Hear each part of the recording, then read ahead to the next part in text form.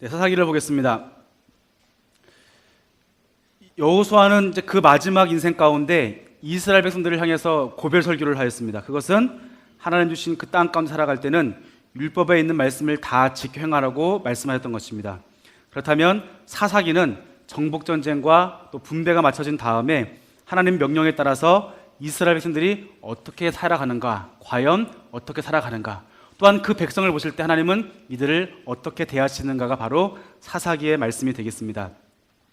사사기는 히브리어로 쇼페팀이라고 하여서 사사들, 재판관들이라고 하는 그러한 뜻을 가지고 있습니다. 뿐만 아니라 해방하다, 구원하다라고 하는 그러한 뜻을 가지고 있습니다. 자, 우리는 이것을 사사기로 말하지만 천주교에서 보는 공동모형 성경에서는 이것을 판관기라고 말합니다. 과거 중국에서 법령이나 형벌을 담당하는 그러한 사람을 사사라고 하였습니다. 그래서 중국의 성경에서는 그것을 사사기라고 명명하였던 것입니다. 조선시대나 고려시대에는 똑같은 일을 담당하는 사람을 판관이라고 그랬습니다. 그래서 공동모형 성경에서는 우리가 판관기라고 말하죠. 우리가 초창기에 우리 선조들께서 성경을 번역할 때 중국 성경을 많이 참고했기 때문에 중국 성경과 마찬가지로 사사기라는 이름을 그대로 가지고 왔습니다. 그러나 사사기의 이름의 뜻과 판관기의 이름의 뜻이 같은 것이고 우리가 재판했던 사람들이다 이렇게 우리가 또 이해하시면 더 쉽게 이해할 수 있을 것입니다. 또 이러한 배경이 있다는 것을 여러분에게 말씀드립니다. 네, 기록자를 보겠습니다. 기록자는 알 수 없습니다. 그러나 바벨론 탈무드나 전통적인 견해에서는 아마 사무엘이 기록하지 않았을까 우리가 이렇게 보고 있습니다. 잠시 후에 보겠지만 사사기의 기록 시기는 BC 1004년경입니다. 이 시기에는 사무엘이 살던 시대였고 또 사무엘상에 보면은 이 시대가 하나님의 말씀이 희귀한 시대입니다. 하나님의 말씀이 희귀한 시대이기 때문에 하나님과 가장 가까운 사람이 누구일까? 성경을 기록할 만한 사람이 누구일까 봤을 때 성경의 인물 중에는 사무엘밖에 없는 거예요. 그래서 아마 사무엘이 기록했을 것이다 라고 보는 것이고 또는 익명의 다른 선지자가 이것을 기록했을 것이다 라고 우리가 추측해 볼 수 있습니다. 배경을 보시면 여호수아의 죽음에서부터 삼손이 죽을 때까지 약 350년 기간 동안, 아까 여호수아서는 몇 년이었죠? 15년. 그래서 사사기는 350년이라는 기간 동안의 일을 기록한 것, 바로 이 배경을 가지고 있습니다. 우리 사사기를 이해할 때 이스라엘 백성들이 범죄하면 하나님께서 심판하시고 다시 그들이 회개하고 부르짖으면 하나님께서 구원해 주시는 이러한 순환 구조가 8번이나 반복됩니다. 그래서 사람들은 말할 때 어떤 분들은 사사시대는 암흑시대야 라고 말을 합니다. 왜냐하면 하나님께서 끊임없이 용서해 주시고 구원해 주신데도 불구하고 어떻게 합니까? 하나님이 끊임없으신 것처럼 그들도 끊임없이 계속 죄를 짓는 것입니다. 자, 그렇게 해서 이렇게 사람들이 볼 때 이 시대는 암흑시대야 라고 말을 하기도 합니다. 자, 이렇게 타락하고 죄악이 만연한 시대, 사사시대 보면은 우리가 요즘에 일어나는 이러한 아주 끔찍한 죄악들도 아마 더 끔찍한 죄악들도 여기에 일어나게 되는 그런 모습을 보게 됩니다. 자, 그런데 사사시대보다 더 타락한 시대가 있는데 그 시대가 언제냐면 바로 왕정시대이죠. 자, 실제로 이스라엘의 멸망은 사사시대가 아니라 왕정시대에 이스라엘이 멸망했다는 것을 우리가 보게 됩니다. 자, 왕정시대 가운데 가장 평화로운 시기가 언제냐? 당연히 우리가 다윗, 솔로몬 시대입니다. 근데 다윗을 보면 다윗은 전쟁하기 바빴고 때로는 아들 압살롬에게 쫓김당하기 바빴던 것이 바로 다윗의 시대였고, 그리고 그 아들 솔로몬의 시대는 성전을 짓는데 7년, 자기 왕궁을 짓는데 13년, 무려 그 20년이라는 시간 동안 성전과 왕궁을 지었고 또 수많은 노역들이 많았습니다. 얼마나 노역이 많았냐면 그의 아들 르호보암이 왕이 되었을 때 백성의 원로들이 와가지고 우리의 일을 좀 줄여주십시오. 그렇게 하니까 르호보암이 더 강하게 하니까 반역을 일으켜서 나라가 갈라지게 되는 그런 걸 본다고 한다면 솔로몬 시대의 백성들의 삶은 평화로운 삶이 아니라 그 나라는 겉으로는 부강했을지 모르지만 그 백성들의 삶은 굉장히 힘들었던 삶이라는 것을 우리가 볼 수 있습니다. 그러나 사사기 시대를 보면은 사사시대 350년이라는 기간 동안에 사사기의 기록을 보면은 평화로웠던 시기가 몇 년이냐? 200년이라는 그런 시간입니다. 그리고 압제는 111년 동안의 압제가 있었습니다. 자, 그래서 온니엘 때 40년, 에훗 때 80년, 드보라 때 40년, 기드온 때 40년 이렇게 해서 약 200년 동안이나 긴 시간 동안 이렇게 평화로운 시기가 있었다는 것을 우리가 보게 됩니다. 성경에서 샬롬 이런 말이 있는데 평화의 시대, 샬롬의 시대가 몇 번 나오냐면 6번 나오는데 그 6번 중에 4번이 사사기에 나오고 한 번은 여호야다 때 한 번, 한 번은 요아스 때 한 번 이렇게 나옵니다. 이때는 아마 잠깐의 평화였습니다. 자, 그러면 이스라엘에 이렇게 끔찍한 범죄가 많았음에도 불구하고 하나님을 거역하고 반역하는 이러한 일이 있음에도 불구하고 이렇게 샬롬, 평화의 시대가 있었던 그 이유는 무엇이냐? 그것은 여호와 하나님께서 이스라엘의 왕으로 친히 다스리셨기 때문에 이렇게 평화로운 시기가 있다는 것을 우리가 보게 되었습니다. 이스라엘은 범죄했을지 모르겠지만 하나님께서는 그들을 구원하시고 용서하시고 평화를 주신 시기가 사사시대라고 하는 것입니다. 그리고 이 시기는 하나님의 사랑이 그대로 녹아져 있는 이스라엘 백성들, 죄악을 짓는 이스라엘 백성들 가운데 하나님의 깊은 사랑, 이들을 어떻게 하면 구원하실까 하는 하나님의 깊은 고민과 하나님의 깊은 사랑이 녹아져 있는 것이 바로 사사시대라고 우리가 볼 수 있겠습니다. 자, 기록연대를 보시겠습니다. 사사들의 사건은 우리가 BC 1390년부터 1050년 사이에 발생했던 일인데 BC 10세기경이 언제냐 하면은 언약궤가 실로에 옮겨진 이후, 그리고 그때는 왕이 없었으므로라고 하는 걸 보면은 왕이 없었다, 그때는 없었다라고 하니까 지금은 왕이 있다는 뜻이 되겠죠. 왕이 있는 시기는 언제냐면은 사울 때부터 왕이 생기게 되었습니다. 그래서 이 시기인데, 그리고 여부수 족속이 오늘까지 예루살렘에 거주하였다. 자, 여부수 족속을 몰아낸 때가 다윗이 1004년경에 여부수 족속을 몰아냈기 때문에 아마 이때가 지금 BC 1004년경 이전에 지금 여기가 사사기를 기록하였을 것이다 라고 우리가 볼 수 있겠습니다. 기록 목적을 보시겠습니다. 기록 목적을 보시면 이스라엘이 죄악으로 인해서 이방의 압제를 받습니다. 그런데 그 가운데에서 하나님께서 사사들을 보내셔서 이스라엘의 압제 가운데 구원하시는 사사들의 구원하시는 사사들이 있습니다. 그런데 이것은 사사들의 그 무용담, 이렇게 해서 우리가 승리했어, 이렇게 해서 평화가 시간이 있었어라는 그 무용담을 전해준 것이 아니라 사사시대 안에서 이런 암흑기와 평화기의 이러한 대조를 통해서 하나님께서 이스라엘 백성들의 반복되는 범죄와 그런 범죄의 가운데서도 용서와 구원을 베푸시는 하나님의 사랑을 보여주기 위해서 기록되었다라고 볼 수 있습니다. 구조를 보시면 여기 A와 B와 A 다시가 있습니다. A는 사사기에 있는 전반부 내용입니다. 전반부 내용에는 여호와를 알지 못함으로 일어난 죄악이 있었고, 그리고 사사기에 있는 후반부 기록 보면은 왕이 없음으로 일어난 그 죄악들이 있습니다. 그런데 이러한 이 죄악 가운데에 한 가운데 뭐가 있느냐? 사사들의 그러한 사건을 통해서 이스라엘의 죄가 있었지만 하나님은 끊임없이 이들을 사랑하신다고 하는 이러한 구조를 우리가 함께 볼 수 있겠습니다.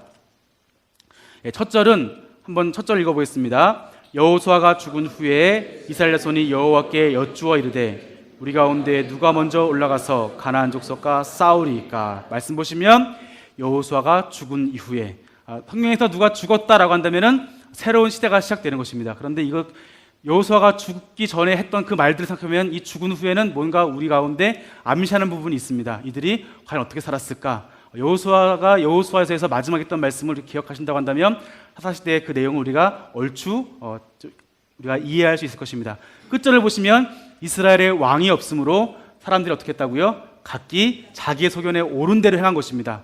그러면 이스라엘 가운데 왕이 있었을까 없었을까 했을 때 왕은 있었습니다. 인간은 없었지만 하나님이 천지를 창조하시고 우주 만물을 창조하신 그 하나님이 이스라엘의 왕이 되어주셔서 그들이 그렇게 죄를 짓는다 할지라도 끝까지 하나님께 추적하셔서 그들을 구원해주시는 하나님의 손길을 우리가 여기서 살펴볼 수가 있습니다. 자, 전체 보기를 보겠습니다. 사사기는 전체 몇 장입니까? 21장입니다. 왜 21장이냐 하면은 하나님께서 이렇게 사랑하시는데 어떻게 이런 일이 있지? 그래서 이제 21장입니다. 그리고 사사들이 성경에 나온 사사가 몇 명이냐면 12명입니다. 12명인데 사사가 가면은 상황이 뒤집어졌습니다. 자, 12가 뒤집어지니까 21이다. 그래서 21장으로 이해하시면 우리가 사사기는 21장이구나 이렇게 이해하실 수 있습니다. 크게 세 부분입니다. 사사시대의 죄. 자, 여기에 죄는 이방 문화를 흡수한 그러한 죄입니다. 자, 그리고 이 가운데는 하나님의 신정과 사사들의 활동이 있고 마지막에는 사사시대의 범죄가 있습니다. 여기에 범죄는 여기에 죄와는 좀 다릅니다. 여기에는 이방 민족에 좀 이렇게 물들어서 지은 죄라고 한다면 여기에는 스스로 적극적으로 죄를 짓는 그 모습 가운데 있었고, 그리고 여기 보면은 여기에서 이러한 죄악 가운데 구원하시는 하나님의 활동이 있다는 것을 우리가 볼 수가 있겠습니다. 자, 그래서 사사기도 보면은 이 가운데 보면은 사사기가 지금 전반기 사사, 후반기 사사가 있는데 이 중간에 무엇이 있느냐? 반역이 있습니다. 기드온의 아들이었던 첩의 소생이었던 아비멜렉이 스스로 왕이 되려고 했던 이 사건을 기점으로 해서 전반기와 후반기로 나누는데, 아까 말씀드렸듯이 사사기 350년 기간 동안에 평화의 시기가 몇 년이라고 했죠? 200년. 다 전반기에 있습니다. 온니엘 때 40년, 에훗 때 80년, 드보라 40년, 기드온 40년 더하니까 200년. 그런데 후반기에는 우리가 여기서 익숙한 한 사람 있죠? 삼손 빼고는 다 들어봤나? 라고 하는 그런 10분 정도, 한 명 더 추가한다면 입다 정도입니다. 그러나 별로 특출난 게 없습니다. 그리고 좀 이따가 보시면 알겠지만 이들이 했던 행동들이 가관입니다. 그런데 이 기점이 뭐가 되냐면 바로 아비멜렉의 반역 사건을 기준으로 해서 평화의 시기와 암흑의 시기가 나누어진다라고 보시면 되겠습니다. 여기에 있는 사람들 중에 여기 제가 딱 보니까 14명입니다. 그런데 이 중에서 2명은 사사가 아닙니다. 자, 맞춰보십시오. 바락이 그렇고 아비멜렉이 그렇습니다. 바락은 드보라가 사사일 때 아마 군대 장관으로 생각하시면 좋겠고, 아비멜렉은 그냥 자기 스스로 자칭 왕이 되려고 했던 그러한 사람입니다. 그래서 이 두 사람을 제외하고서는 다 12명 사사를 우리가 볼 수 있습니다. 특별히 우리가 후반기 시대를 본다고 한다면 후반기 시대가 언제냐? 우리는 이렇게 생각할 것입니다. 사사 시대가 이렇게 여호수아가 죽고 나서 이렇게 범죄했구나. 물들어 범죄했구나. 하나님께서 사사를 통해서 이렇게 구원하시고 나서 점등사들이 타락하는구나. 결국에는 이스라엘이 또 이렇게까지 행하는구나 라고 생각해서 이것이 마치 사사시대의 굉장히 후반부의 일로 할지 모르겠지만, 여러분, 사사시대의 죄의 부분과 이 시대는 동일한 시대입니다.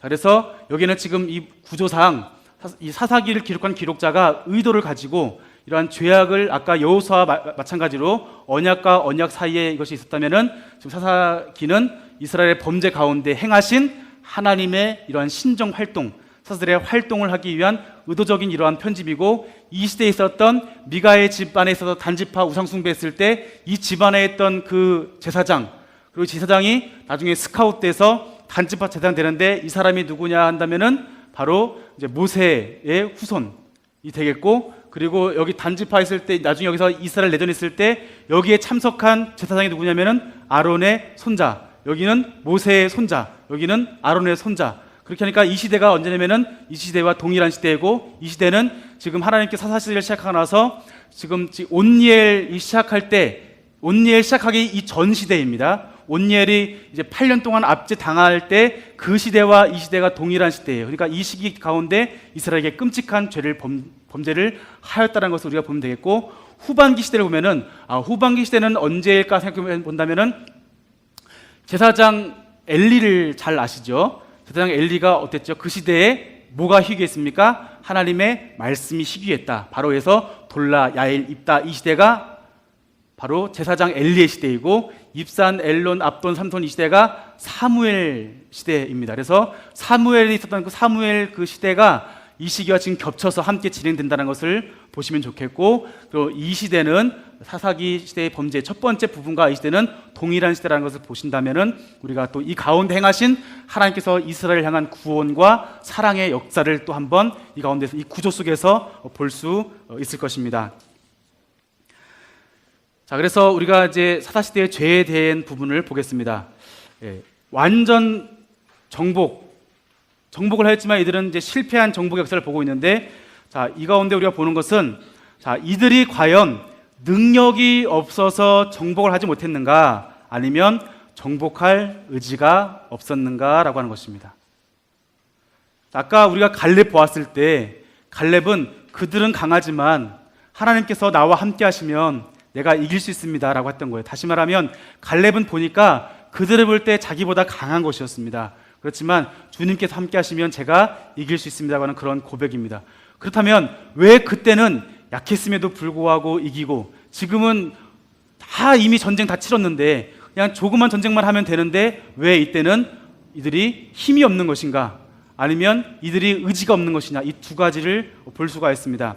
성경에서 말하면은 쫓아내지 못했다, 쫓아나지 않았다라는 그 말이 히브리어로 여기 있죠. 로 호리슈라는 말인데 이것은 내쫓지 않았다라고 하는 그런 것입니다. 다시 말하면 의도가 있었다라고 하는 거예요. 이스라엘 백성들이 400년 동안 종살이 했습니다. 그리고 40년 동안 뭐 했습니까? 광야 시대를 하였습니다. 그리고 15년 동안 전쟁을 하고 또 분배받는 그런 과정이 있었습니다. 자그마치 이 기록을 본다면 455년 동안 너무 힘들었습니다. 그런데 이들이 한 번만 살려주십시오. 그럼 저희가 목숨 바쳐 충성하겠습니다 했을 때 이 유혹, 지금까지 내가 너무 힘들었는데 이 유혹이 있어서 굉장히 지금 이들은 솔깃한 것입니다. 그래서 이들을 받아주게 되었고 이들을 지금 받아들이자 이들의 우상 문화가 지금 들어가게 되었다는 것을 우리가 이 가운데서 볼 수가 있습니다. 자, 그래서 또 보면은 이들이 이렇게 쫓아내지 않자 여호와의 사자가 보기메세부터 와서 너희들이 이제 그들이 너희 가운데 가시가 될 거야 라고 말씀해주고 있습니다. 이게 말씀 보시면 그들이 너희 옆구리에 가시가 될 것이며 그들의 신 너희에게 올무가 되리라. 너희들이 이렇게 불순종했으니까 너희들이 의도적으로 이렇게 내 말씀 안 지키고 의도적으로 그들과 함께 쫓아내지 않고 너희들의 편리를 위해서, 너희들의 만족을 위해서, 너희들의 육신의 만족을 위해서 너희 그렇게 했으니까 너희들이 이제 그 민족들이 이제는 내가 쫓아내지 않고 오히려 너희 옆에 두어서 너희들을 괴롭히게 할 거야. 다시 말하면 무엇입니까? 빨리 돌아오는 말씀이죠. 하나님이 직구 주신 분이라서 너희들 이제 내가 너 약속 안 지켰으니까 너희 이제 괴롭힐 거라고 하는 그러한 하나님이 아니라 이렇게 말씀하시는 것은 빨리 돌아와, 빨리 돌아와라는 이러한 경고입니다. 이러한 경고 앞에 그들은 계속해서 무너지는 모습을 볼 수 있습니다. 자, 그래서 여기 보면은 한번 말씀을 한번 다 같이 읽어보겠습니다. 그 세대의 사람도 다 그 조상들에게로 돌아갔고 그 이후에 일어난 다른 세대들은 여호와를 알지 못하며 여호와께서 이스라엘을 위해서 행하신 일도 알지 못하였더라. 다른 세대가 무엇일까? 다른 세대는 뭐 1년부터 30년까지가 1세대, 뭐 31년부터 60년까지가 2세대를 말하는 것이 아니라 같이 있었지만 A라고 하는 1년부터 30년의 이 시기 동안에 다른 세대가 있는 것입니다. 우리 어른의 세대도 좀 살고 있고 젊은 세대가 있는데 다 우리 세대가 다르지 않습니까? 그렇지만 어떻게 합니까? 한 시대 살고 있지 않습니까? 그러니까 다시 말하면 여기 다른 세대는 그러니까 뭐 1부터 30년까지의 이러한 세대, 30부터 60년까지의 이러한 세대가 아니라 1부터 60년까지 세대가 있다면 이 세대에 같은 시대를 살고 있는 각각 다른 계층을 말하고 있는 것입니다. 다시 말하면 여호와의 말씀을 지켜서 준행하는 그런 사람들이 있는가 하면 다시 말하면 이 가운데서는 여호와의 말씀 지금 자기 너무 편하기 때문에 그들이 도와주고 조공바치고 그들이 지금 내 빨래 해주고 내 물 길러주는 이거 너무나 편하기 때문에 의도적으로 하나님의 말씀을 불순종하는 그러한 모습이 이 가운데 있다는 것입니다. 이것이 바로 다른 세대라고 하는 거예요. 자녀 교육 잘못시켜서 그것도 물론 이유가 있을 것입니다. 그렇지만 이미 마음 가운데 하나님을 떠나버렸던 것을 우리가 볼 수 있습니다. 그래서 그 뒤에 보면은 이들이 여호와를 버렸다는 것을 우리가 볼 수 있습니다.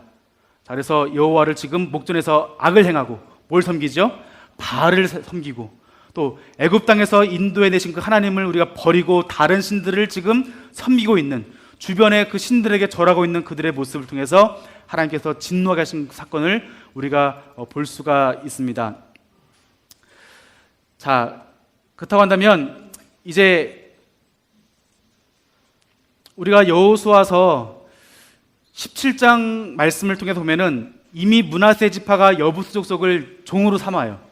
지금 사사기 시대의 문제가 아니라 지금 여호수아에도 17장 보면은 이미 므낫세 지파가 여부수 족속을 무찌르지 않고 이렇게 종으로 삼는 모습 볼 수 있는데 지금 여기서 약해서 한 것이 아니라 강하니까 종으로 삼겠죠. 강하니까 종으로 삼고 강하니까 그들을 부려먹고 그러니까 지금 여기서는 쫓아내지 않았다는 것은 지금 말이 안 되는 것이고 그들이 의도적으로 쫓아내지 않고 하나님께 불순종했다는 것을 우리가 볼 수 있습니다. 이로 인해서 하나님께서 너무나 마음이 불편하셨고 이들이 빨리 돌아오게 하기 위해서 아까 말씀하셨던 옆구리의 가시와 같이 그들의 올무가 되어서 그들을 통해서 이스라엘 백성들을 쳐서 그들이 빨리 하나님께 돌아올 수 있기를 행하시는 그 모습 볼 수 있는데, 그래서 사사시대에 우리가 그 말씀 보면은 이들이 계속해서 반복하는 것, 2장 말씀 보면은 여기에 있는 2장 말씀 보면 여기서는 지금 8번이나 반복되는 이러한 사이클을 여기서 보여주고 있습니다. 그들이 범죄를 하면은 하나님께서 그들을 치시면은 살려주십시오 하고, 그렇게 하면 하나님께서 또 마음이 약해지시고 사랑으로 그들을 구원해주시고, 또 이제 살만하니까 또 죄짓고 하는 그 모습이 8번이나 지금 반복되는 그런 사건들을 우리가 여기에서 볼 수 있습니다. 그래서 하나님께서는 이들을 통해서 아까 말씀드렸던 것 같이 이제 그들의 올무가 되게 하시고 해서 사사들을 보내셔서 이들을 통해서 구원하신 역사를 지금부터 함께 보도록 하겠습니다. 먼저 사사 온니엘을 보도록 하겠습니다. 자, 온니엘을 보시면 한번 말씀을 다 같이 먼저 읽어보겠습니다. 이스라엘 자손이 여호와의 목전에 악을 행하여 자기들의 하나님 여호와를 잊어버리고 바알들과 아세라들을 섬긴지라. 여호와께서 이스라엘에게 하사 그들을 메소보다미아 왕 구산 리사다임의 손에 파셨으므로 이스라엘의 자손이 구산 리사다임을 8년 동안 섬겼더니, 그들이 여호와의 어디에서 목전에서 악을 행하여서 하나님을 잊어버리고, 그러니까 지금 바알과 아세라를 이러한 섬긴 것이 어디에서 했느냐? 여호와의 목전에서 행했다는 것을 볼 수가 있습니다. 하나님께서 진노하시고 그래서 메소포타미아 왕 구산 리사다임에게 8년 동안 넘겨주셔서 그들이 이제 하나님께 돌아올 수 있도록 이렇게 기회를 주셨습니다. 이때 누가 등장하느냐? 바로 온니엘 사사가 등장합니다. 자, 온니엘이 나타나서 이들을 구원하신 사건을 볼 수가 있는데, 온니엘이 이들을 통해 전쟁을 하고 나서 40년 동안의 평화의 시기를 하나님께서 허락해 주십니다. 온니엘이 누구냐? 온니엘 생각할 때 우리가 우리가 온니엘을 갈렙의 아우라고 말하기도 하는데, 온니엘은 갈렙의 조카입니다. 영어 성경의 번역을 보면은 온니엘이 지금 번역을 보면은 갈렙의 조카라고 말하고 있고, 또 온니엘이 갈렙의 딸들과 결혼하는 것을 보면은 온니엘은 갈렙의 조카라는 것을 우리가 연대를 통해서 살펴볼 수가 있습니다. 그리고 온니엘이라는 그러한 사람은 신실한 시대와 신실하지 않은 그러한 다른 세대와의 함께 공존했던 사사라고 볼 수가 있고, 온니엘은 남쪽 유다 사람에도 불구하고 북쪽으로 올라가서 전쟁을 치러서 이스라엘을 구원한 사사라고 우리가 보시면 되겠습니다. 다 이어서 등장하는 것은 이제 사사 에훗인데, 이스라엘이 또 범죄하자 하나님께서는 모압 왕 에글론에게 이스라엘을 넘겨주십니다. 이때 등장하는 사사가 누구냐? 에훗입니다. 에훗 하면은 우리가 왼손잡이 딱 떠오르십니다. 왼손잡이. 그런데 지금 우리 왼손잡이 있는데 오른손도 잘 쓰면서 왼손잡이가 있고, 또는 오른손이 없기 때문에 왼손잡이이신 분들이 있어요. 부득이하게. 그런데 지금 이 히브리어의 원어의 성경을 보면은 여기서 말하는 것은 왼손이라는 의미가 있고 오른손을 쓰지 못하는 자라고 되어 있습니다. 다시 말하면 오른손에 불구가 있는 것입니다. 다시 말하면 이 불구자는 여호와의 총회에 들어오지 못하는 연약한 사람인데, 하나님께서는 이 연약한 사람을 통해서 이렇게 모압 왕 에글론을 죽일 수 있었던 것입니다. 자, 몸이 상한 사람이 있습니다. 몸이 상한 사람이 모압 왕 에글론에게 조공을 바치러 갈 때 들어오게 할까요? 못 들어오게 할까요? 못 들어가게 하죠. 얘가 지금 불구인데, 불구가 아니니까 죽일 줄 모르니까. 그런데 오른손이 불구이니까 이 사람은 지금 불구이니까 아무것도 못해. 그러니까 조공 갖추고 갈 때 그냥 무사 통과하게 된 것입니다. 하나님께서는 이러한 연약함을 또 활용하셔서 그들을 구원하시는 이러한 사건을 우리가 함께 볼 수 있고, 이러한 연약한 에훗을 통해서 신실하신 하나님께서는 80년 동안의 그러한 평화의 시기를 허락해 주십니다. 삼갈은 굉장히 간단합니다. 한 절인데 다 같이 읽어보겠습니다. 에훗 후에는 아나세아들 삼갈이 있어 소모는 막대기로 블레 사람 600명을 죽였고 그도 이스라엘을 구원하였더라. 여기서 우리가 삼갈 보면은 삼갈이 누구다? 아낫의 아들이다. 근데 아낫이 누구냐면은 아낫이 그 이방신의 이름입니다. 그러니까 그 아버지가 이방신의 이름이 똑같으니까 아버지가 얼마나 이방신을 잘 섬겼던 사람인가. 근데 그 아들인 것입니다. 다시 말하면 이방신을 섬기는 그 아들임에도 불구하고 연약한 사람을 통해서 이스라엘 구원하신 이러한 사건을 우리가 볼 수 있습니다. 자, 이어서 등장하는 사사는 드보라 사사입니다. 에훗의 죽음 후에 여호와 하나님께 다시 악을 행합니다. 그러자 하나님께서는 이스라엘 백성들을 하솔에서 통치하는 가나안 왕 야빈에게 넘겨주십니다. 그리고 그의 군대 장관의 이름은 시스라입니다. 이때 하나님의 명령을 바꾸서 바락에게 말합니다. 드보라가 바꾸서 바락이 말합니다. 가서 전쟁하자. 이러니까 바락이 저 같이 안 가면 저 혼자 못 갈 것 같습니다. 같이 가시면 제가 전쟁하겠습니다라고 하니까 그러면 드보라가 하는 말이 그러면 이 전쟁에 대한 승리한다 할지라도 이 공은 너에게로 없고 여인에게 돌아갈 거라고 말해서 지금 바락과 함께 전쟁을 하게 되었고 결국에는 이 시스라가 전세에서 불리하니까 숨었습니다. 숨은 곳이 어디냐면은 겐 사람 헤벨의 아내 야엘의 집에 들어갔습니다. 근데 겐 사람 헤벨이 누구냐면은 모세의 장인이었습니다. 모세의 장인의 호밥의 후손이에요. 그러니까 지금 이 가문과 함께 그 야빈이 굉장히 친했던 관계인데 이 집에 들어갔는데 하나님께서는 이 후손을 통해서 그 야엘의 집에 들어가서 쉬니까 야엘이 뜨거운 우유 타주고 이러니까 전쟁 중에 나 너무 힘들다, 우리 다 지게 생겼다, 피곤하다 이러니까 뜨뜻한 우유를 먹고서 푹 잠이 들어요. 그때 야엘이 관자놀이에 말뚝을 박아서 이렇게 시스라가 죽게 되고 또 가나안 야빈도 죽임을 당해서 이렇게 하나님께서 이스라엘을 구원하신 사건을 볼 수가 있는데 이 일을 통해서 40년 동안이라고 하는 평화의 시기가 허락되어집니다. 여선지자, 성경에서는 이렇게 말해요. 여선지자, 그러니까 여자를 굉장히 강조했어요. 연약한 여인을 통해서 이스라엘 구원하시는 그 하나님, 그리고 헤벨의 아내 야엘을 통해서 이렇게 구원하시는 하나님의 손길을 우리가 볼 수 있습니다. 다시 말하면 하나님께서 사용하시는 사람은 어떠한 명예나 권력이나 스펙이 있어서가 아니라 하나님께서 연약한 사람이라 할지라도 하나님은 그들의 백성을 위해서 함께 일하시고 함께 구원하시는 그런 역사를 우리가 볼 수 있습니다. 그 다음에 이어서 사사 기드온을 함께 보도록 하겠습니다. 이스라엘 손이 또 다시 여호와 앞에 목전에 악을 행했습니다. 그래서 하나님께서는 7년 동안 미디안의 손에 이스라엘을 넘겨주시는데 이에 백성들이 부르짖자 하나님께서 기드온을 사사로 삼으십니다. 자, 그래서 기드온의 사사로 세움받는 것 동시에 기드온의 300명과 함께 미디안과 전쟁에서 승리한 내용은 우리가 잘 아실 것입니다. 그런데 기드온이 여기서 결정적인 실수를 했습니다. 기드온에게 전쟁을 이기고 오니까 사람들이 우리의 왕이 되어 주십시오, 우리를 다스려 주십시오라고 하니까 나와 내 자손들은 결코 너희를 다스리지 않을 거야. 대신 너희들 금이 있지? 금을 좀 가지고 와. 그럼 내가 그걸로 끝낼게 라고 하니까 금을 다 갖고 옵니다.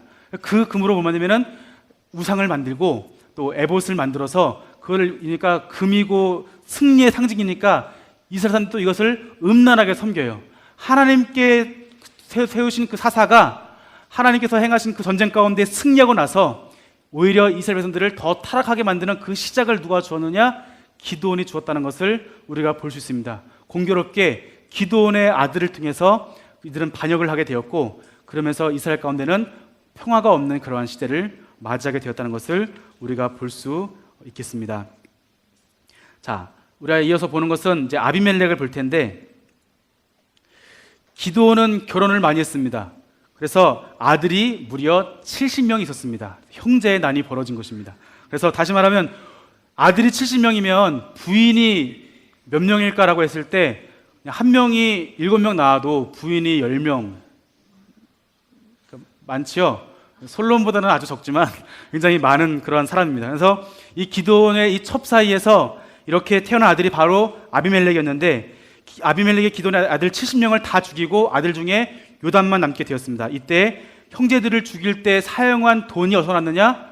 바로 바알 신전에서 갖고 온 예물을 가지고 사용한 거예요. 반역을 일으키게 할 때도 바알의 이름으로 반역을 일으킨 것입니다. 누가 왕인 땅에서? 이스라엘의 여호와 하나님께서 왕인 그 땅에서 하필이면 그 바알의 이름으로 자기가 스스로 왕이 되겠다고 했던 아비멜렉의 모습을 볼 수가 있습니다. 그래서 이 사람은 세겜에서 왕이 되었고 스스로 왕이 되었고 이스라엘 왕은 하나님이신데 자기가 스스로 왕이 되어서 이스라엘을 다스리기 시작합니다. 아비멜렉은 결국에는 맷돌을 맞고 죽기 전에 있을 때 부활을 시켜서 나를 죽여라 해서 죽임을 당해서 마지막에 비참하게 끝나게 되고 3년 동안 스스로 왕이 되어서 아무도 인정하지 않는, 그러나 스스로 왕이 되어서 하나님도 인정하지 않는 그거에서 지금 이렇게 3년 동안 7위로 끝나게 되는 것을 볼 수가 있습니다. 이어서 우리가 후반기를 보시면 아까 말씀드린 것 같이 후반기의 연대는 바로 제사장 엘리와 사무엘의 연대와 지금 같은 시대라고 하는 것입니다. 아까 보았던 거와 같이 그 3명은 엘리와 같았고 그 다음에 있던 그 4명은 사무엘과 같은 시대라는 것을 우리가 볼 수 있습니다. 자, 우리가 입다를 통해 보는 것은 이스라엘 여기에서 지금 하나님을 음란에 섬겼고 두 번째는 여기에서 지금 이스라엘 가운데 말씀이 희귀한 시대, A를 통해 보면은 지금 말씀이 희귀한 시대라는 것을 우리가 여기에서 볼 수가 있겠습니다. 사사 돌라를 보겠습니다. 돌라라는 사사는 무엇을 했는지 성경에 나와 있지 않습니다. 다만 그의 할아버지, 아버지의 이름이 나와 있습니다. 도도의 손자이고 부하의 아들이고 23년 동안 사사로 다스리다가 죽었고 3일에 장사되었다. 아버지의 이름이 나온 거 보면 아버지가 꽤 유명한 사람이었다는 것을 우리가 볼 수 있겠고, 두 번째 야일이 있는데 야일은 22년 동안 이스라엘 사사가 되었습니다. 야일이 한 일 있다면 아들 30명에게 무엇을 주었느냐? 나귀를 주었다고 하는 것입니다. 이 나귀를 주었다는 것은 성읍을 가지겠다는 뜻인데, 자, 야일의 아들들이 탄 것은 바로 나귀인데, 나귀는 단순한 교통수단이 아닙니다. 이 당시에 가장 좋은 교통수단이 있다면 그것은 무엇일까요?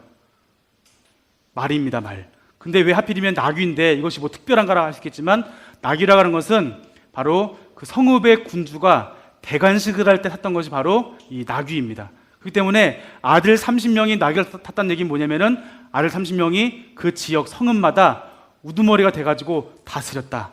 다시 말하면 아비멜렉 이후에 이스라엘 사사들은 왕이라고 하지 않지만 어떻게 보면 왕 노릇하고 있는 이런 모습을 이 가운데서 볼 수가 있습니다. 그 다음에 있는 사람이 사사 입다입니다. 사사 입다는 기생의 아들입니다. 입다의 아버지의 그 본체 자녀들이 입다가 첩의 소생이라고 해서 입다를 쫓아내게 되었습니다. 그래서 불량배를 모아서 불량배의 우두머리가 되었고, 그런데 이때 이스라엘이 다시 여호와 하나님께 악을 행하게 됩니다.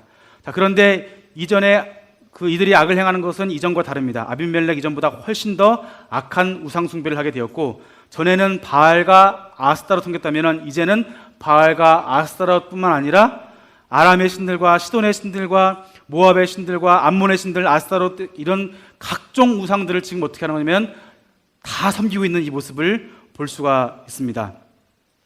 자, 이들이 지금 여호와를 버리고 여호와를 섬기는 것을 거부하고 우상신, 그것도 아주 많은 우상신을 지금 섬기고 있다는 것을 우리가 함께 볼 수 있습니다. 자, 이제 암몬의 이 압제 가운데 도무지 구원할 수는 없으니까 암몬 가운데 있는 이러한 길라 장로들이 입다에게 와서 우리를 구원해 달라라고 하니까, 입다가 나를 쫓아낼 때는 언제고 왜 이제 와서 구원해 달라고 하느냐? 조건이 있다. 조건은 무엇이냐면은 내가 이기고 돌아오면 너희들이 나를 거기에 우두머리, 내가 너희들을 다스릴 수 있게 해달라고 하니까 이 사람들이 승낙을 해서 전쟁을 하게 됩니다. 이때 또 입다가 전쟁을 하면서 내가 이 전쟁에서 승리하고 돌아올 때 가장 먼저 나를 맞이하는 것을 내가 뭐 하겠다? 번제로 드리겠다라고 하는 큰 실수를 저지르게 됩니다. 자, 이때 전쟁에 승리하고 돌아왔을 때 하필이면 누가 나왔느냐? 입다의 딸이 나왔습니다. 자, 그러면 입다가, 이 딸이 누구냐면 무남 동녀 외동딸을 섬기는 건 굉장히 강조하고 있습니다. 굉장히 귀한 딸, 외동딸, 무남 동녀, 자식이 지금 하나밖에 없는 아주 귀한 딸, 애주중지하는 그 딸을 지금 번제로 드린다고 했던 것입니다. 자, 그런데 이 번제로 드렸을까 안 드렸을까 할 때는 여기 학자들 간에 여러 가지 의견이 있고, 그리고 이제 그 결론부터 말씀드리면, 사실은 이제 우리는 볼 때 번제로 드리지 않았다라고 하는 이제 그런 것을 볼 수가 있는데, 15세기 이전에는 번제로 드렸다는 그러한 입장이 있었고, 15세기 이후에는 성막에서 봉사하는 그러한 일들을 하였다는 것. 출애굽기 38장과 사무엘상 2장 22절 보면은 거기에 뭐가 있냐면은 회중에서 수종드는 여인들이 있습니다. 아마 그 여인으로서, 그러니까 죽었다는 것을, 처녀로 인하여 죽었다는 것을 볼 때 이 사람은 번제당한 기록이 없고, 처녀로 인해서 죽었다는 걸 볼 때 이 사람은 결혼하지 않고 처녀로 평생 살다 죽었구나라고 우리가 이해하면 되겠습니다. 그래서 이렇게 이 딸은 돌아와서 그 땅을 6년 동안 다스렸다, 이렇게 볼 수 있겠고, 그다음에 사사 입사는 아들 30명, 딸 30명이었는데 그들을 결혼시키는 것이 그가 평생 한 일입니다. 말씀에는 그들을 결혼시켰고, 딸 30명을 밖으로 시집 보내고, 그리고 뭐 아들도 또 이렇게 시집 오게 하고, 여기서 보면은 이 결혼이 그러면은 다른 나라와 함께 통혼한 것이냐? 그것은 아니고 각 지파, 다른 지파와 함께 뭐 한 것이면은 정략 결혼을 한 것입니다. 자기의 사사의 영역을 넓히기 위해서 정략 결혼을 했던, 그 인생은 자기 자녀, 아들 30명, 딸 30명, 굉장히 이것도 적은 숫자는 아닙니다. 근데 이렇게 그 자기 자녀를 위해서 평생 살았던 것, 평생 자기 자녀를 위해서 이렇게 정략 결혼에 자기의 입지를 다지기 위해서 했던 것이 바로 사사 입산의 모습이었습니다. 하나님께서 왜 사사로 세우셨을까? 이스라엘을 구원하시기 위해서 세우셨는데, 이들의 관심은 지금 자기가 왕이 되려고 하는 거에 관심을 갖고 있습니다. 언제부터? 아비멜렉 이후부터 이런 모습이 나타난다고 하는 것입니다. 사사 압돈이 있습니다. 사사 압돈도 아들 40명, 손자 30명을 나귀 70마리를 탔다고 나와 있습니다. 자, 이분도 보면은 압돈도 사사 야엘과 마찬가지로 자녀들에게 성읍을 다스리게 했던 이러한 모습을 볼 수 있고, 아마 이 모습도 왕처럼 행동하는 모습을 볼 수가 있습니다. 아까 기드온 시대에 뭐가 있냐면은 사람들이 지금 사무엘에 가서 우리에게 왕을 달라라는 것이 이미 사사기 이때부터 지금 뭐냐면은 왕이 되어달라고 하는 거예요. 누구한테? 기드온에게. 지금 이렇게 왕을 요구하는 이러한 모습들. 그러나 이들은 지금 스스로 왕이 되어가고 있는 이런 모습을 우리 사사기의 모습을 통해서 볼 수가 있습니다. 그 다음에 나오는 분은 삼손, 우리에게 굉장히 익숙하신 분입니다. 이스라엘이 또 여호와의 목전에 악을 행하자 하나님께서 40년 동안 블레셋 사람들의 손에 넘겨주시는데, 사사기 2장을 통해 보면은 사이클이 있습니다. 범죄하면은 하나님께서 벌 주시고, 벌 주시면은 회개하고, 회개하면 구원하시는데, 삼손부터 나오는 이야기 중에는 도무지 벌을 받고 있는데도 회개할 생각을 도무지 안 합니다. 하나님이 이들이 회개하기 위해서 다른 민족을 보냈는데 도무지 회개 안 하는 것입니다. 두다가 이들이 죽을 것 같은 거예요. 그래서 하나님께서 어떻게 하시느냐, 아주 특별하게 준비된 사람을 보내시는데 그 사람이 삼손이었습니다. 처음부터 나시린으로 하게 되는데, 나시린은 잘 아실 것이다. 나시린은 구별하다. 그래서 사도 바울 선생님도 이제 잠시 동안 나시린 규례를 하신 적이 있고, 그리고 이제 나시린이 구별되어서 하나님께 바쳐진 자로서 그 일정 기간 도 하나님께 이렇게 헌신하는 그 모습을 볼 수가 있는데, 금욕적인 모습을 살아가는 모습이 볼 수 있습니다. 그래서 보면은 포도나무에서 나는 것들과 독주를 먹을 수 없고, 머리털을 자를 수 없고, 시체와 접촉할 수 없고, 또 부정한 음식도 먹을 수 없는데, 특별히 삼손 같은 경우는 이것을 지금 다 어겼습니다. 자, 이렇게 다 어긴 그러한 삼손. 그러나 하나님께서는 이러한 삼손을 통해서 이스라엘을 구원하시는 모습을 볼 수가 있습니다. 자, 하나님께 구별된 사람, 그렇게 마땅히 살아야 되는 그 사람, 거룩하게 살아야 되는 그 사람, 그러나 이렇게 세우신 사람조차도, 하나님께서 그렇게 구별하시고 그렇게 태어나게 한 그 사람조차도 결국 하나님께 구별되지 아니하고 타락하는 모습으로 나가는 것을 우리가 볼 수가 있겠습니다. 그러나 하나님께서는 이런 삼손을 통해서, 삼손의 넘어짐을 통해서, 육신의 약함을 통해서, 나시린 규례를 깨면서 넘어지는 이런 사건을 통해서 그때마다 블레셋과 엮으셔서 이들을 구원하시는 사건, 마지막에는 그가 두 기둥을 붙잡가면서 다곤 신전을 무너뜨려서 그들을 멸망케 하는 그러한 사건을 우리가 볼 수 있습니다. 자, 그 다음에 우리가 보는 것은 사사시대의 범죄입니다. 아까 말씀드린 바와 같이 사사시대 범죄는 삼손 이후의 일이 아니라 이 첫 번째 사사기 전반부와 같은 시기라는 것을 볼 수가 있습니다. 여기 보시면 미가 지파가 있는데, 미가 지파에 한 사람이 있었는데, 미가의 미가가 어머니 돈 1,100을 훔쳤습니다. 은이 없어진 어머니는 굉장히 화가 많이 났습니다. 그래서 뭐 하느냐, 이것을 훔친 사람은 저주를 받고 별 저주를 다 했는데, 가만히 있다 보니까, 아들이 있다 보니까 이 말이 지금 자기 말하고 있는 거거든요. 그러니까 지금 어머니께 이실직고 하는 거예요. 어머니, 제가 훔쳤어요. 이러니까 어머님이 지금 저주한 게 너무나 많아서 감당하셨기 때문에 오히려 어떻게 하냐면은, 야, 그럼 너 하나님 빨리 회개하지가 아니라 오히려 더 축복을 해주는 것입니다. 그래서 아마 이렇게 저주를 축복으로 채워서 이제 메꾸려고 했던 그런 의도가 있었습니다. 근데 어머니께서 또 한을 더 떠서, 야, 그러면 이 1,100 중에 너 200을 구별하여서 이것을 우상을 만들고 우리가 이제 제사장을 만들자라고 해서 이렇게 했는데, 때마침 이렇게 우상을 만들고 나니까 유대 베들레헴에서 한 레위인이 뚜벅뚜벅 걸어서 그 길을 걸어가고 있는 것입니다. 왜 걸어오느냐?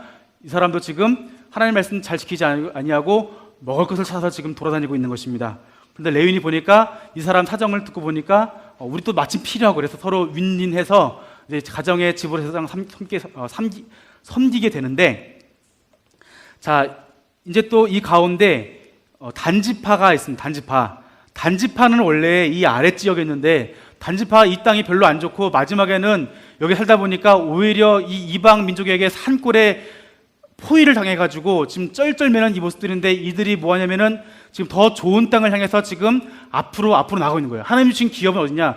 하나님이 주신 기업은 이곳인데, 이곳에서 만족하지 아니하고 어디로 올라가느냐? 위로 올라가는 것입니다. 아까 단에서 브레세베까지 배우셨죠. 이 단이 얼마나 좋은 곳인지, 여기에 지금 뭐가 있냐면은 헐문산이 흐르고 여기 메론 물가도 있고 굉장히 이스라엘 가운데 이스라엘 지도 이 전역 중에서 아마 가장 푸르른 곳이 아마 이 단 지파에 있는 곳일 것입니다. 지금 이 지역으로 지금 이 단 지파가 이렇게 올라가서 미가의 집에 들어가니까 여기에 이상한 소리가 들리는 것입니다. 누구냐면은 이 미가 제사장의 소리가 지금 뭐 이 지역 사람이 아니니까 사투리를 썼는지 이걸 알아듣고서 너 누구냐 해서 이렇게 서로 이야기한 다음에 우리가 지금 여기 가려고 하는데 갈까 말까 하니까 이 미가 제사장이 가십시오라고 하는 거예요. 정탐하고 나니까 너무 좋아서 돌아와서 다시 이제 백성들을 이끌고 일로 올라가는 길에 미가의 집의 제사장과 이 우상들을 훔쳐가지고 어디로 가냐? 단지파에 올라가서 여기에서 지금 그러니까 가정집에 있던 제사장을 한 지파의 제사장으로 이렇게 스카우트하게 됩니다.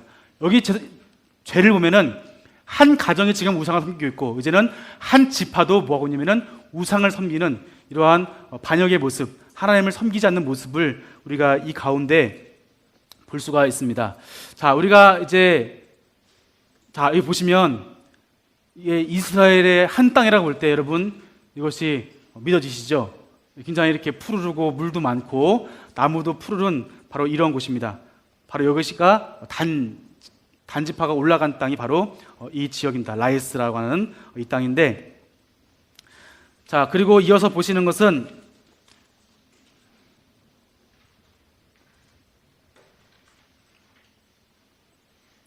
이제 레위인의 타락이 있습니다. 레위인이 이제 첩을 두었던 것입니다. 이 첩을 두어 첩과 싸웠는데 첩이 지금 자기 친정아버지의 집에 갔고 그 집에 가서 이제 다시 데려오는 중에 베냐민 지파에 있던 그 기브아 산지에 가서 거기에 묵는 중에 거기 베냐민에 있는 불량배들에게 첩이 윤관당하고 죽게 되었습니다. 그래서 이걸 너무 화가 나서 레위인이 어떻게 했냐면은 그 죽은 첩을 12토막 내가지고 각 지파에 보내서 지금 여호와의 총회를 모이게 하고 이사가는 지금 뭐가 있냐면 지금 분노가 들끓는 것입니다. 베냐민 지파가 이렇게 했어. 베냐민 지파가 이렇게 소문나니까 베냐민 지파 우리가 이제 다 처단해야 되겠다라고 해서 이제 처단하는 그러한 과정, 이 과정을 통해서 베냐민 지파에 600명밖에 남지 않게 되었습니다. 그런데 600명에게 또 부인을 해줘야 이제 이들이 또 지파가 지속될 거 아닙니까? 그래서 또 600명을 다른 데서 이제 여호와의 성일에 춤추고 있는 여인들을 600명을 보쌈해가지고 지금 베냐민 지파 600명에게 채워주는 모습들, 이제는 그 레위인마저 이렇게 범죄하고 그 레위인을 통해서 이스라엘 가운데 내절이 일어나고 이 사건 가운데 베냐민 지파가 지금 몰살당하게 되는 그러한 경우를 우리가 함께 보았습니다. 사사기를 정리하겠습니다. 사사기가 말하고 있는 것은 여호와 하나님이 우리의 왕이시고 우리를 다스리시는데 이스라엘 백성이 우리가 하나님을 왕으로 여기지 않고 왕이 안 데려가는 것이 아님에도 불구하고 그들은 지금 하나님을 끊임없이 거부하고 하나님을 배반하고 있고 오히려 의도적으로 하나님을 버리고 있는 이러한 모습을 볼 수가 있습니다. 오히려 그들은 그들의 마음대로 행하고 욕심에 이끌려 행하고 하나님의 말씀 불순종하고 편리하게 사는 이러한 모습을 함께 볼 수가 있습니다. 여호수아 때 이미 하신 말씀처럼 하나님의 말씀에 우리가 순종에도 불구하고 이들은 불순종하는 모습을 우리가 함께 보았습니다. 우리 하나님의 말씀이 있을 때 우리가 좌로나 우로나 치우치지 않고 오직 주의 말씀을 우리가 지키고 또 그 가운데 있는 것을 다 지켜 행할 때 우리가 형통하고 우리가 평탄하게 되는 것인데 이들은 지금 하나님을 섬기지 않고 타락하는 그 모습. 자, 그러나 사사기가 이렇게 암흑한 시대가 아니라 이러한 시대 가운데서도 하나님은 끊임없이 이들을 구원하시고 이들을 향해서 사사를 보내서 이들을 구원하시기 위한 하나님의 열심, 하나님의 이들을 향한 크신 사랑을 우리가 볼 수 있습니다. 사사시대의 주제는 그래서 암흑시대가 아닙니다. 하나님의 가장 뜨거운 사랑과 가장 그들을 향한 그 고민이 녹아있는 책이 바로 우리가 사사기라고 볼 수 있습니다. 이어서 우리가 룻기를 보도록 하겠습니다.